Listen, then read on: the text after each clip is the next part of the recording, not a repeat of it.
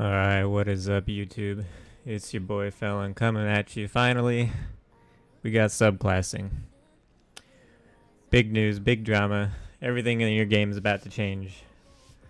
And I'm going to get into it. I'm not going to cover on all the basics for subclassing. I'll let you guys figure that out on your own or watch different videos. I'm going to explain subclassing meta, what's good, what's bad, and who's going to cry and who's going to be happy.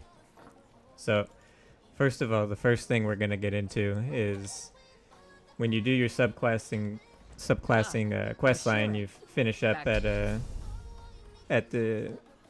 NPC person, and they're going to have an option called subclassing. And you're going to be able to exchange whatever you want in the game as long as you keep one of your class's skill lines. So, for example, in this video today, I'm going to be showcasing you the mixture of a warden by default with animal companion, and then I added restoring light and assassination. Now this is going to be one of your heavy metas for subclassing. This is probably the most common build, the strongest build, the most universal, and I'll show you why. So let's say for 1v1s, for example. In the case of 1v1, that's what this build is. I got my crit chance on my front bar, got my abilities, I got my ult. On the back bar, I've got the shocking contingency for burst timing. And then you add minor force to it, and gladiator. Now you could change gladiator if you want, but minor force is very good here. There's no reason to change that. You got your cleanse, stamina rune, your Betty Netch, and I got healing soul with the class mastery for the AoE, snare, and CC. And then of course you can run whatever netch you want depending on whichever resource you want more of. So that's exchangeable. I would keep the stamina rune for this build. It's like 200 recovery per second. It's a lot. Now, if I want to swap this away from 1v1 and do an open world build instead, it's this simple. You literally just take this off, put your movement on the front bar, and now you put crit chance on your contingency instead of minor force. So you just go to the scribing altar to change minor force to make it major savagery instead, and that's the only thing that you have to change. You can obviously remove Balorg, and you can add something like Bloodspawn or Roxa if you want more resources. It's very, very simple. You can swap off Essence Thief if you don't like chasing the stamina pool in open world or in BGs, and you can just simply swap whatever you feel like there. In outnumber situations, 1vxing and stuff, you can just put Wretched Vitality on the back bar, Rally Cry front bar, and then again, monster set of your choice. The new mythic is going to be meta pretty much everywhere. It's very strong in 1v1. It's very strong in open world, BGs, everything. It's gonna be meta for the whole game basically. So you're gonna want to get this mythic right away. No reason not to. And to explain it a little bit, it does give you minor vulnerability. So you get hit you get hit 5% harder on the front bar. So there is a downside to it. So when you're on the front bar, you get the minor vulnerability. And then when you're on the back bar, you get minor timidity. So this means it drains your ultimate very slowly. It's not a big deal. It literally wouldn't even worry about that at all. But when you're on your front bar, just take note, you do get hit 5% harder. So that's going to cover just like the main, probably best in slot overall PTS build currently. There are several other builds that are very good that rival this. There are many other options, but I just wanted to try and keep this video as short as possible, so we're going to get into some videos and talk about some fights against other people. So this one's gonna be against Spirit, and Spirit's one of the best players on PTS, probably top 3 for sure, and probably the best from NA overall. So we get him pretty quick here, so I'll recap it.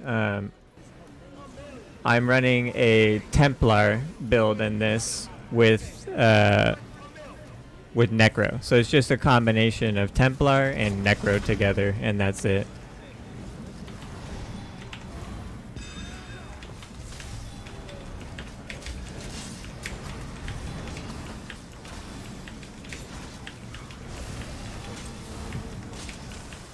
And Spirit is running the meta build. So let's go over another one with Spirit. He's running the Warden, Nightblade, Templar meta build. The same one that I just showcased for everybody.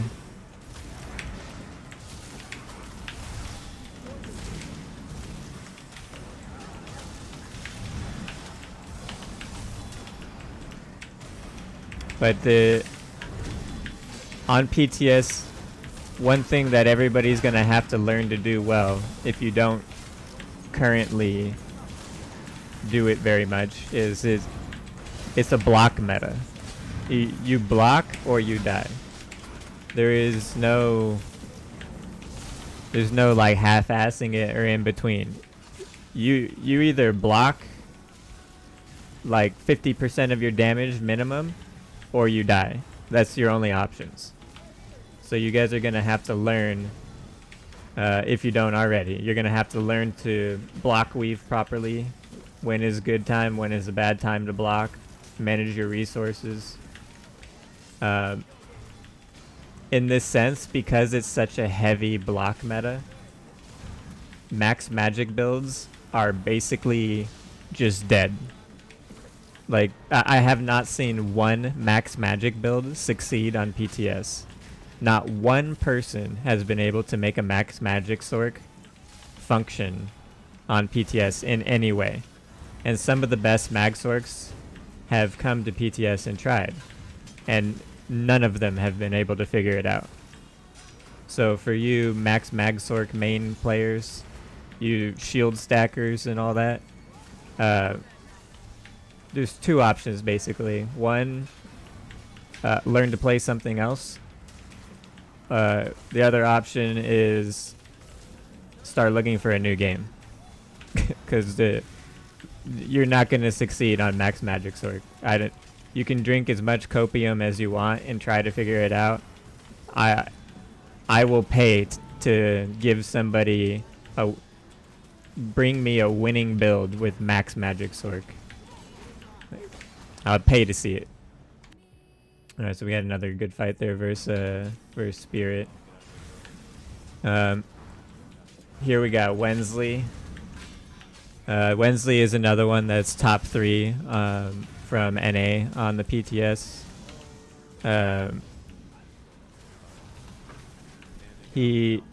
Unfortunately, he does kind of run some like cheesier builds with Corrosive and Gerald Mountain and stuff like that. But you know, everybody runs a little bit of cheese in one way or another, and everybody has a different definition of cheese. But in this clip, he's running Balorg. He's not running his Gerald Mountain. Wesley and I are basically in a mirror match here in this one.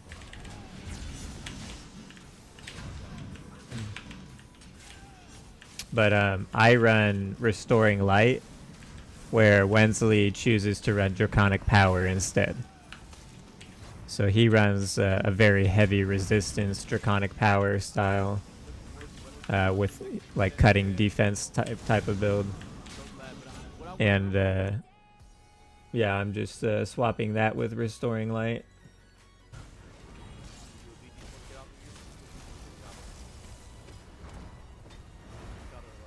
This one is Anime Boobs.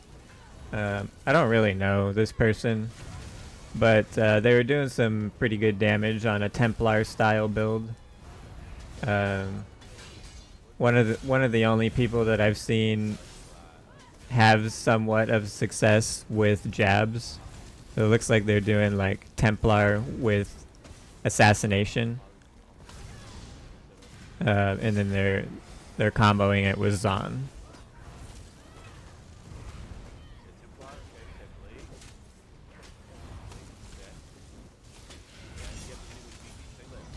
Just catch a 17k bow there. Get deleted. Oh, we had another one here. This is Senshia. This guy runs all kinds of different builds like me. I've tried 20 different builds on PTS and tried so many different things. I will confirm that. Did I just kill Anime Boobs again that quickly? Rally Cry and Essence Thief is 100% meta. Essence Thief is a massive damage increase. That 10% goes a lot longer, further than what people expect it to be. Rally Cry, obviously, you know, one of the best sets in the game. Don't need to explain why people run that. Balorg, Balorg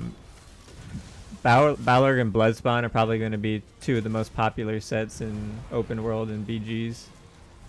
Roxa is always a good option.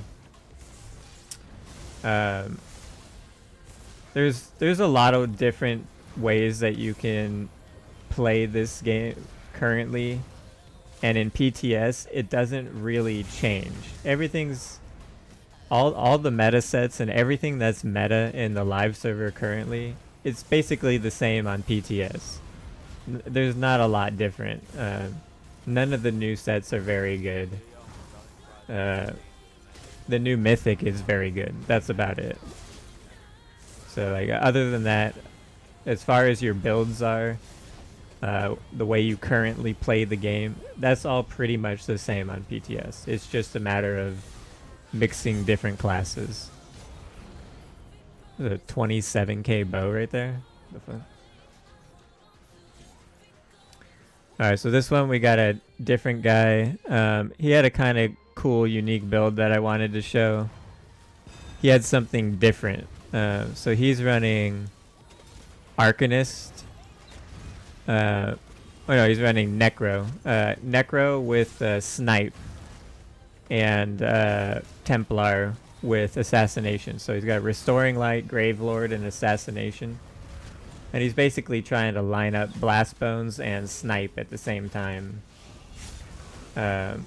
Which I dueled him a few times, and he had a pretty cool concept there. It could hit really hard if he got a good lineup. This is another guy from EU. This is a corrosive enjoyer, so he's playing a corrosive. I think it's a corrosive and warden combo.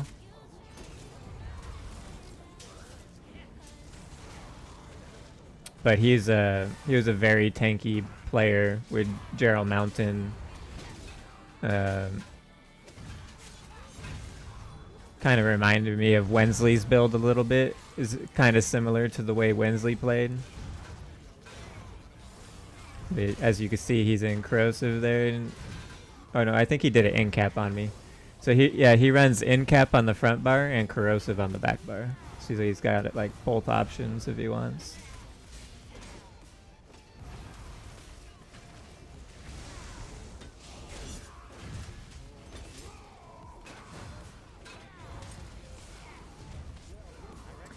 But yeah, you've got a few options for the way you want to build.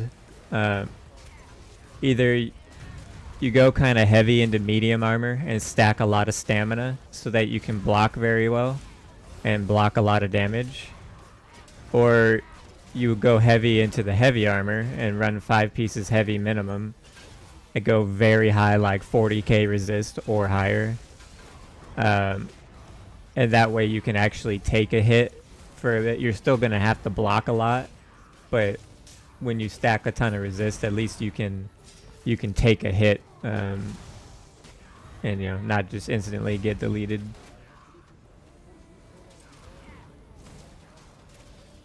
Yeah, this guy's a pretty long video. We'll skip ahead on this one. But yeah, he's running Kin Marcher and Essence Thief. It's still it's a very popular combo if you want to play the tanky version.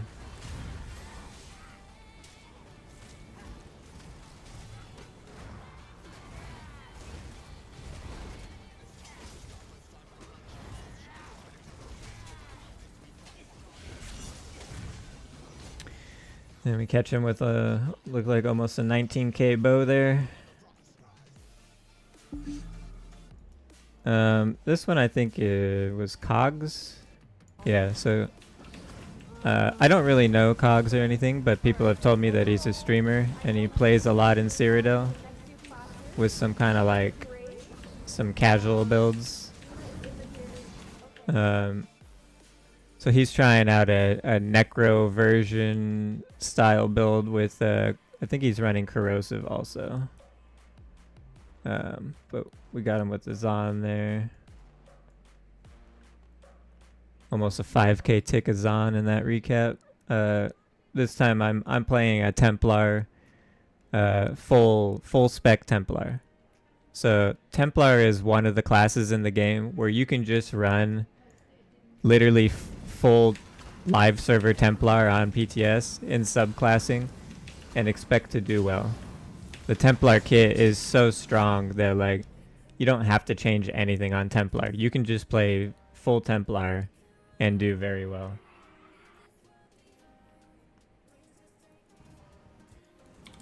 I don't think there's any other classes in the game where you can just run the entire class itself and expect to do well. Nightblade is still decent, and maybe Dragonite is still decent. But this guy here, Kuski, he's running a 50,000 max health Dragonite bash build kind of deal. He's like super tanky and kind of hard to put down, but again, when you're going up against the meta build on PTS, you can die pretty quickly.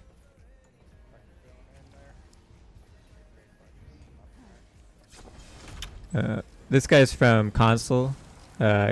He's a really good player from console. He's running the meta build, same thing I am. Basically a mirror match. He's just running 2H instead of dual wield. And he chooses to run the Vampire CC instead of Contingency.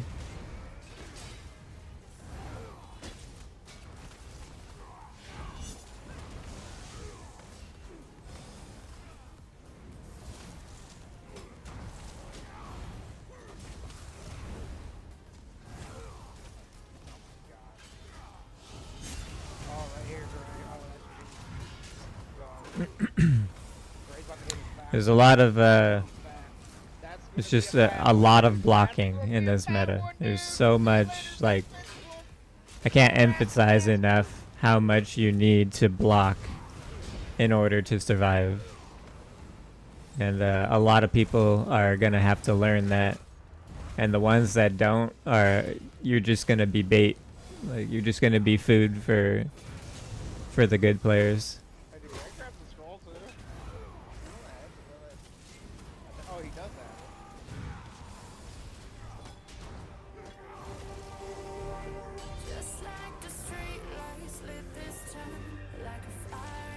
Alright, it's almost over. Oh, big in-cap beetles there. 17k in-cap. Alright, let's do one more. Skip this.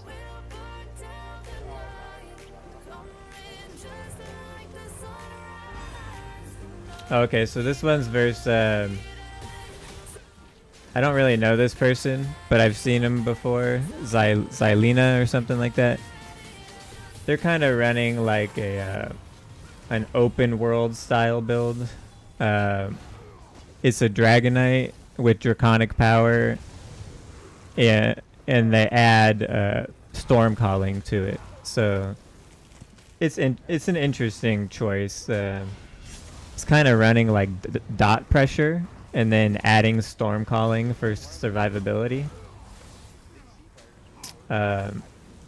And then obviously they've got Ardent Flame, so it's a Dragonite with Earth and Heart swapped out for Storm Calling. I couldn't recommend this build. It's different. They're definitely unique in doing this. I haven't seen anybody else really run it, but it just it's a good showcase of like some options that you have on PTS. Again, I personally think the best 1v1 builds are the best open world builds as well. You just add a little bit of survivability to your 1v1 build and add some movement, and now you've got your open world build. But of course, you know, you can always make some crazy shit. Especially for bombers. Bombing builds are going to be very different coming up for this patch. So I'm just going to go over CP real quick. Again, nothing has changed in CP. It's all basically the same shit, but for PTS, I typically almost always run Master at Arms. I almost always run Deadly Aim unless more than half of my damage is not single target. Then I'll take Deadly Aim off and slot something like Biting Aura instead. Fighting Finesse only if your crit chance is 40% or higher. So on the meta build, I'm at like 47 to 50% crit chance, so I always slot Fighting Finesse. And then I slot one defensive blue CP Ironclad, just a little bit of resistance. I have recently been running Riposte instead. I like Riposte a lot. You can basically just, when somebody's doing their combo on you, you just hold block. And as soon as they do their combo and you're holding block, you instantly just in-cap bow them right away. And I've hit some 24k in-caps with Riposte on. So same by Suffering, Pain's Refuge, Survival Instincts, and Relentless. Now, when you're running the new Mythic, I was running Sea Serpent the last time I played this build. But when you're running the new Mythic, you don't run Relentless because you already have Major Protection on the back bar. So Juggernaut is an option. You could slot Juggernaut for your final slot.